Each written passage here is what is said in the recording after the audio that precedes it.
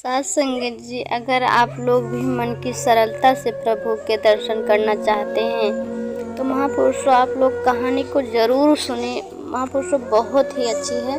अगर आप दातार के भक्त हैं तो ही सुनना, नहीं तो मत सुनना। चलिए शुरू करते हैं। एक आलसी लेकिन भोला भाला युवक था। आनंद दिन भर कोई काम नहीं करता, बस खाता ही रहता और सोता रहता। घर वाले ने कहा, चले जाओ, निकल जाओ घर से, कोई काम धाम करते नहीं हो, बस पड़े रहते हो। वह घर से निकल कर यूं ही भटकते हुए एक आश्रम पहुंचा। वहां उसने देखा कि एक गुरुजी हैं उनके शिष्य कोई काम नहीं करते, बस मंदिर की पूजा करते हैं। मन ही मन सोचा यह बढ़िया है, कोई काम धाम नहीं, बस पूजा ही तो करना है। गुरुजी के पास जाकर पूछा, क्या मैं यहाँ रह सकता हूँ? गुरुजी बोले, हाँ क्यों नहीं, लेकिन मैं कोई काम नहीं कर सकता हूँ। गुरुजी, कोई काम नहीं करना है, बस पूजा करनी होगी। आनंद, ठीक है, वह तो मैं कर लूँगा। अब आनंद महाराज के आश्रम में रहने लगा। ना कोई काम ना कोई धाम, बस सारा दिन खाते रहो और प्रभु भक्ति में भजन गाते रहो। महीना भर हो गया। फिर एक दिन आई एकादशी। उसने रसोई में जाकर देखा, खाने की कोई तैयारी नहीं थी। उसने गुरुजी से पूछा, आज खाना नहीं बनेगा क्या? गुरुजी ने कहा, नहीं, आज एकादशी है, तुम्हारा भी उपवास है। उसने कहा, नहीं, अगर हमने उपवास कर लिया तो कल का दिन ही नहीं देख पाएंगे। हम नहीं कर सकते उपवास, हमें तो भूख लगती है। आपने पहले क्यों नहीं बताया? गुरुजी ने कहा, ठीक है, तुम ना करो उपवास, पर खाना भी तुम्हारे लिए कोई और नहीं बनाएगा, तुम खुद बना लो। मरता ना क्या करता गया रसोई में। गुरुजी फिर आए, देखा, अगर तुम खाना बना लो तो राम जी को भोग जरूर लगा लेना और नदी के उस पार जाकर बना लो रसोई। ठीक है। लकड़ी, आटा, तेल, घी, सब्जी लेकर आनंद महाराज चले गए। जैसे तैसे खाना भी बनाया।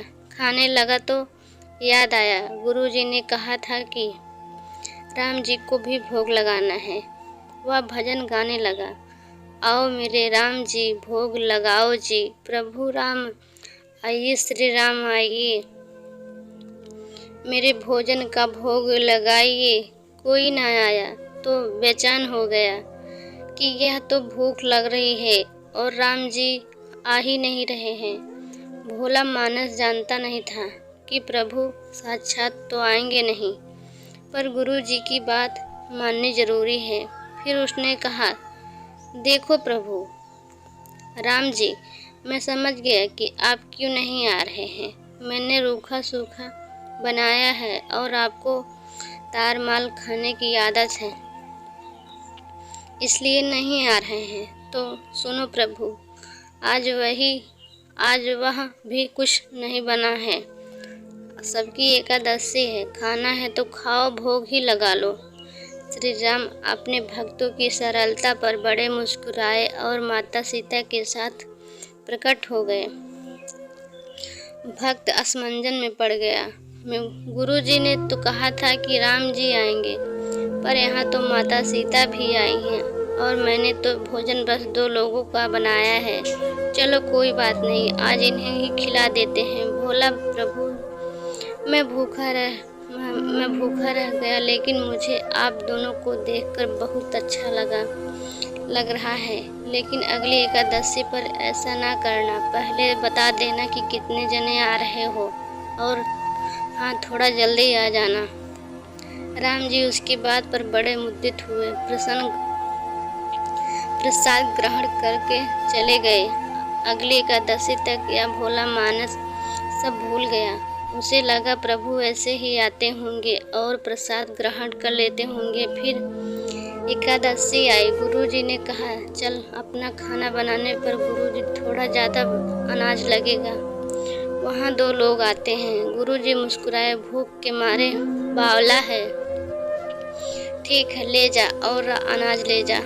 अब की बार उसने 3 लोगों का खाना बनाया। फिर गुहार लगाए, राम प्रभु आइए, सीताराम आइए, मेरे भोजन का भोग लगाइए। प्रभु भक्त के साथ कौतुक करने में उन्हें भी बड़ा मजा आता है। इस बार वे अपने भाई लक्ष्मण, भरत, शत्रुघ्न और हनुमान जी को लेकर आए। भक्त को चक्कर आ गए यह क्या हुआ? एक का भोजन बनाया तो 2 आए, आज तो खाना ज़्यादा बनाया तो पूरा खानदान ही आ गया। लगता है आज भी भूखा ही रहना पड़ेगा। सबको भोजन लगाया और बैठे बैठे देखता रहा। अनजाने ही उसकी भी एकादशी हो गई। फिर अगली एकादशी आने से पहले गुरुजी से कहा, गुरुजी आपके प्रभु राम जी अकेले क्यों नहीं आते? हर बार कितने सारे लोगों को लेकर आते हैं। इस बार अनाज ज़्यादा देना। गुरुजी को लगा कहीं ये अनाज बेचता तो नहीं है, देखना पड़ेगा। जाकर भंडार में से कहा इसे जितना अनाज चाहिए दे दो और छुपकर उसे देखने चल पड़े। इस बार आनंद ने सोचा खाना पहले नहीं बनाऊंगा, पता नहीं कितने लोग आ जाएं। पहले बुला लेता हूँ फिर बनाता हूँ। फिर देर लगाई, प्रभु राम आइए, श्री राम आइए, मेरे भोजन का भोग लगाइए। सारा राम दरबार में मौजूद हो। इस बार तो हनुमान जी भी साथ आए, लेकिन क्या प्रसाद तो तैयार ही नहीं है। भक्त ठहरा, भोला भाला बोला, प्रभु इस बार मैंने खाना नहीं बनाया है। प्रभु ने पूछा क्यों? बोला मुझे तो है नहीं, फिर क्या फायदा बनाने का? आप ही बना लो और खुद ही खा लो। राम जी मुस्कुराए, सीता माता भी गदगद हो गई। उसके मासूम जवाब से लक्ष्मण जी बोले क्या करें प्रभु? प्रभु बोले भक्त की इच्छा है, पूरी तो करनी पड़ेगी, चलो लग जाओ काम में। लक्ष्मण जी ने लकड़ी उठाई, माता सीता आटा सानने लगी। भक्त एक तरफ बैठकर देखता रहा। माता सीता रसोई बना रही थी तो कई ऋषि मुनि यक्ष प्रसाद लेने आने लगे। उधर गुरु जी ने देखा खाना तो बना नहीं। भक्त एक कोने में बैठा है। पूछा बेटा क्या बात है, खाना क्यों नहीं बनाया? बोला अच्छा किया गुरुजी आप आ गए, देखिए कितने लोग आते हैं। प्रभु के साथ गुरुजी बोले मुझे तो कुछ नहीं दिख रहा है तुम्हारे और अनाज के सिवा। भक्त ने माथा पकड़ लिया। एक तो इतनी मेहनत करवाते हैं, प्रभु भूखा भी रखते हैं और ऊपर से ये गुरुजी को दिख भी नहीं रहे हैं। यह और बड़ी मुसीबत है। प्रभु से कहा आप गुरुजी को क्यों नहीं दिख रहे हो? प्रभु बोले मैं उन्हें नहीं दिख सकता। बोला क्यों? वो तो बड़े पंडित हैं, ज्ञानी हैं, विद्वान हैं, उन्हें तो बहुत कुछ आता है, उनको क्यों नहीं देखते आप? प्रभु बोले माना कि उनको सब आता है पर वे सरल नहीं हैं तुम्हारी तरह, इसलिए उनको नहीं दिख सकता। आनंद ने गुरुजी से कहा गुरुजी प्रभु कह रहे हैं आप सरल नहीं हैं, इसलिए आपको नहीं दिखेंगे। गुरुजी रोने लगे। वाकई मैंने सब कुछ पाया पर सरलता नहीं पा सका तुम्हारी तरह, और प्रभु तो मन की सरलता से ही मिलते हैं। प्रभु प्रकट हो गए और गुरुजी को दर्शन दिए। इस तरफ एक भक्त के कहने पर प्रभु ने रसोई बनाई। साथ संगत जी आप लोगों को ये साखी कैसी लगी कमेंट करके बताना जरूर।